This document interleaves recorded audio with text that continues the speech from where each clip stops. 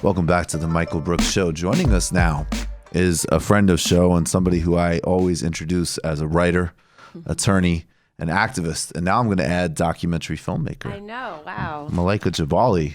How are you doing? Fast. I'm really good. Thanks for being here. Thank you. The film is Left Out. Yes, it is. We're going to play some of it. Do you want to set this up for us a little bit, though, please? And then we'll play some of it. Well, I don't want to set it up too much. I feel like it's self-explanatory. And then I feel like this is like The Daily Show or something. Not The Daily Show, but like a nightly show. This is The Daily Show when it was... No, it's not really. It is a nightly show. Yeah. That's the concept, actually. Jimmy this Kimmel. Is like a night show for YouTube. You just roll the tape. she just went worse than The Daily Show. All right, let's watch some of this. Too far to the left to either win in the midterms or win back the White House? You can't win the White House without the Midwest. Everyone has an opinion about what Midwestern voters want. But which Midwesterners are they talking about? Appeal to these upper Midwest working class voters. The one group the Democrats most need. Midwestern voters. White, Midwest working class voters who deserted the party in 2016. You need to be able to talk to the industrial Midwest. You need to listen to the people there and in order to win an election nationwide. And that's exactly what I did. I went across Milwaukee. On that?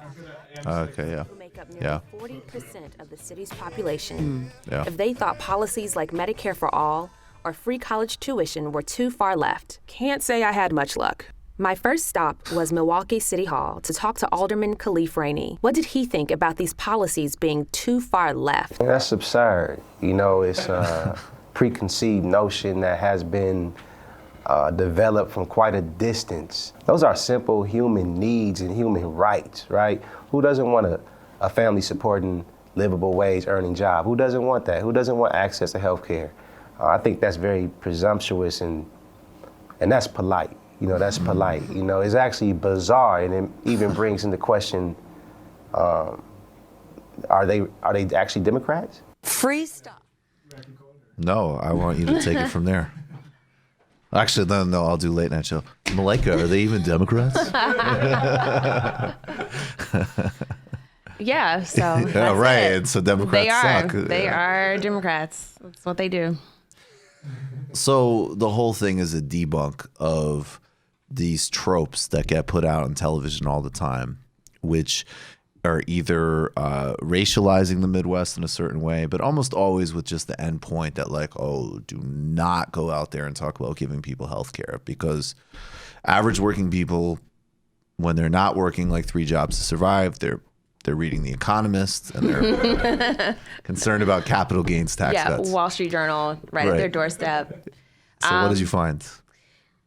So as you can see with just the first person who was shown, that's Alderman Khalif Rainey.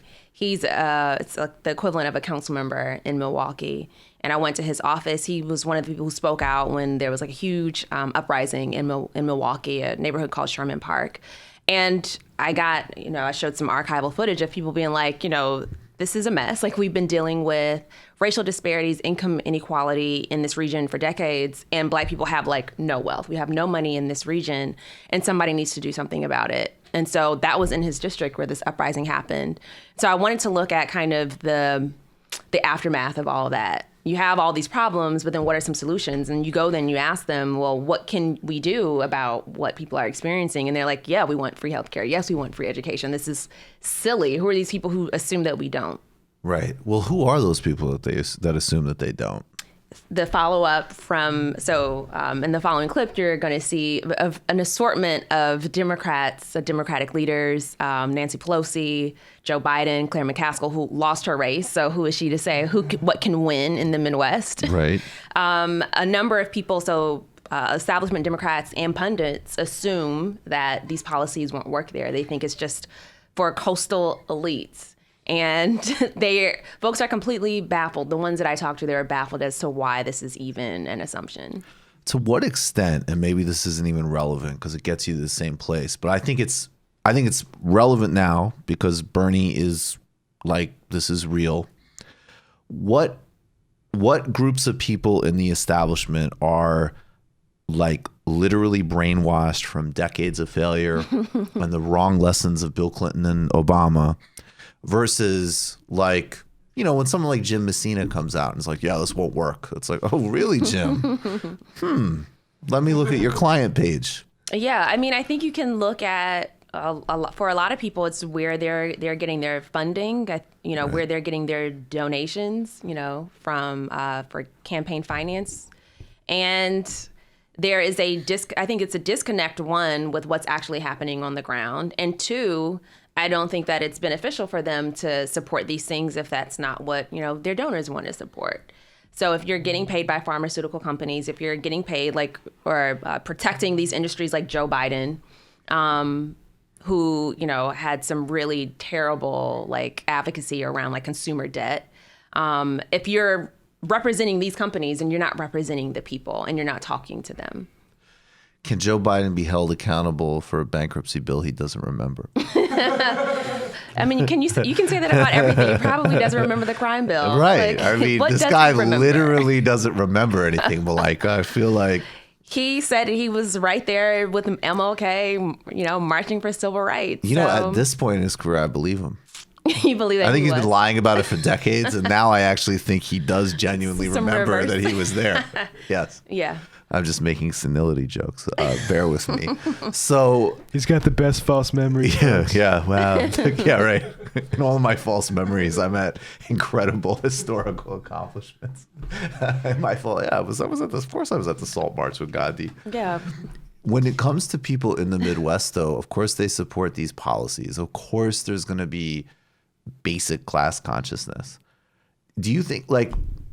When you look at like the one thing that like Sanders isn't doing, and I'll just use it as like a proxy for this conversation, is he's not necessarily turning out a lot of new voters yet. Mm-hmm. That might happen, right? Mm-hmm. And I don't think that's because,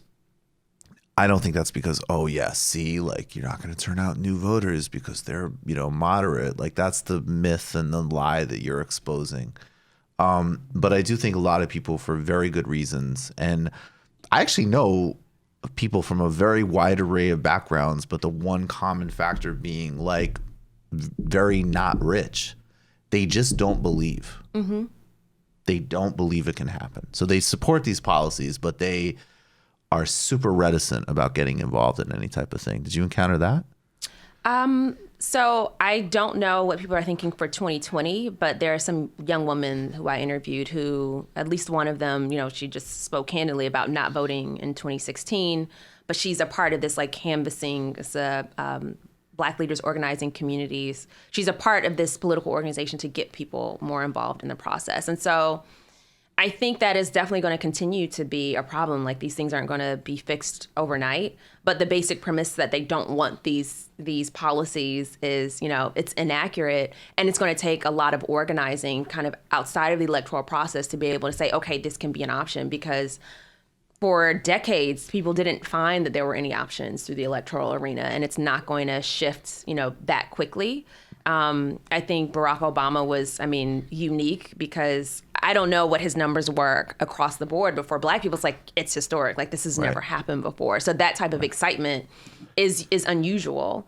And otherwise, I think it's going to just take groundwork and outside of the electoral arena, which is why, you know, I kind of focus on things outside of the electoral process. Well, talk about it. Tell us about that groundwork.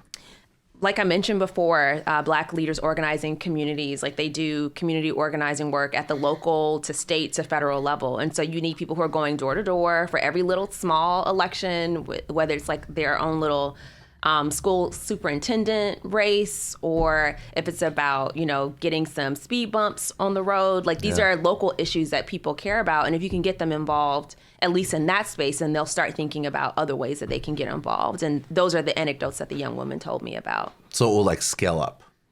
Yeah.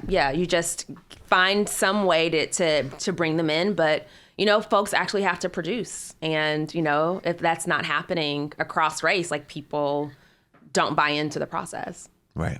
Yeah. I was thinking about, that is one of the most encouraging things now is definitely people like Michaela Wilkes or Shahid Buttar who are just like running for Congress, you know, just like being like, no, actually, I don't necessarily want to complain about Steny Hoyer or Nancy Pelosi forever. Yeah. And maybe this could just be done. Like that kind of momentum. And it always comes out of some type of local organizing component. Yeah. Yeah. That has to be, I think that's like the groundwork that's important. And that's why I highlighted them.